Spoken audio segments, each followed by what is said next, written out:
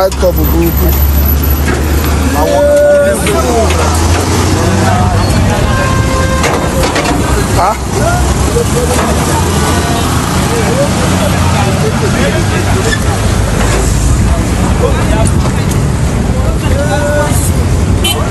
Ọlọ́run wọ́n ti park wọn lọ.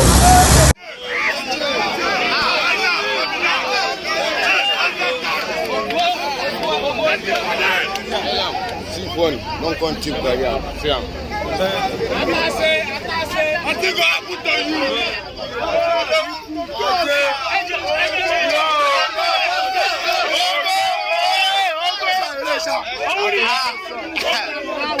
Chacun de nous a suivi un peu le 29 décembre l'accident du boxeur anglais Anthony Joshua.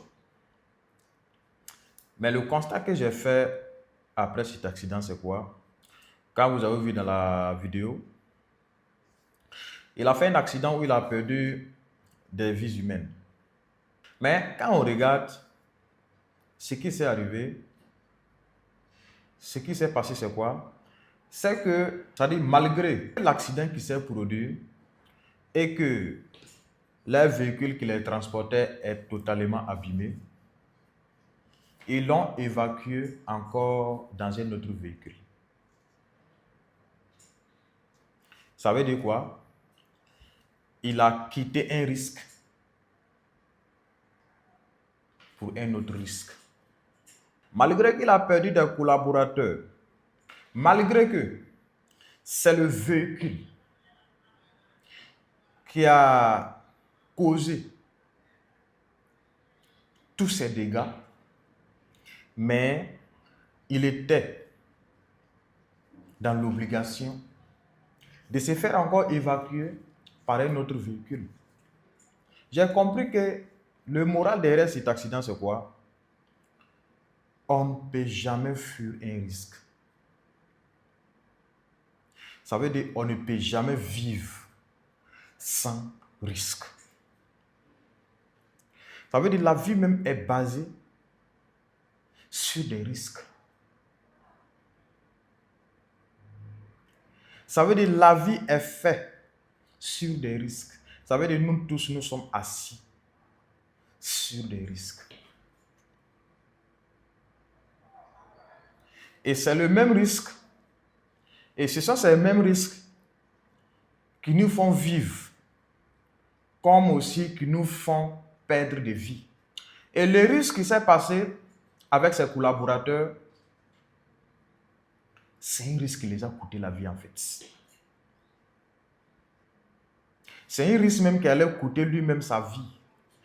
C'est parce qu'il a été chanceux. Sinon, s'il était assis devant comme ses collaborateurs, lui-même aussi n'allait pas être dans cette vie.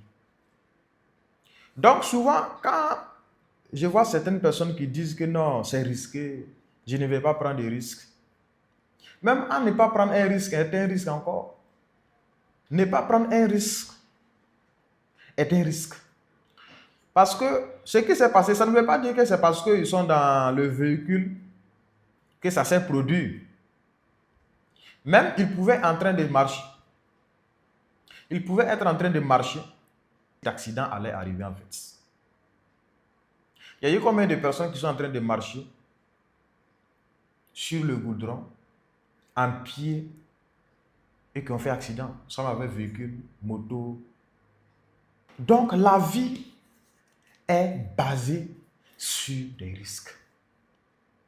Maintenant, c'est de quel risque il s'agit? C'est de quel risque il s'agit en fait? Même si tu veux, il faut emprunter d'avion. Même emprunter l'avion, c'est un risque. Et c'est un risque très grave, même plus que moto, voiture et autres. Peut-être mes véhicules vaut mieux qu'ils vont voir votre corps. Mais quand il s'agit de crash à l'avion, c'est fini. Même le reste de votre corps, on ne va pas voir. Mais aujourd'hui, qu'est-ce qui se passe? Quand tu empruntes l'avion aujourd'hui, tu fais selfie. Pour poster, pour montrer que toi aussi tu as emprunté l'avion. Quand tu voyais par bateau, qu'est-ce que tu fais? Tu fais selfie. Tu postes pour montrer que toi aussi tu voyais par bateau. Quand tu achètes une nouvelle voiture, une nouvelle moto, qu'est-ce que tu fais? Tu prends photo et tu balances. Tu es fier. La vie est faite de risques. La vie est basée aujourd'hui sur des risques. Tu ne peux pas les fuir. Tu ne peux pas les éviter. Tu es obligé de vivre avec. Tu es obligé d'aller à l'action. Tu es obligé d'avancer avec la vie malgré les risques. Aucune personne ne peut s'en passer aujourd'hui. Aucune personne ne peut s'en passer des risques. Le plus gros mystère aujourd'hui sur cette terre, c'est la mort. Et nous nous battons, nous nous luttons chaque jour pour ne pas mourir.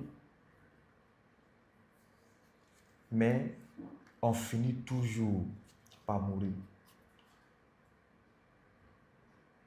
On finit toujours par se retourner chez Dieu. Donc, vivre même, c'est prendre le risque. Vivre même sur terre, c'est prendre un risque. Et nous vivons ces risques quotidiennement.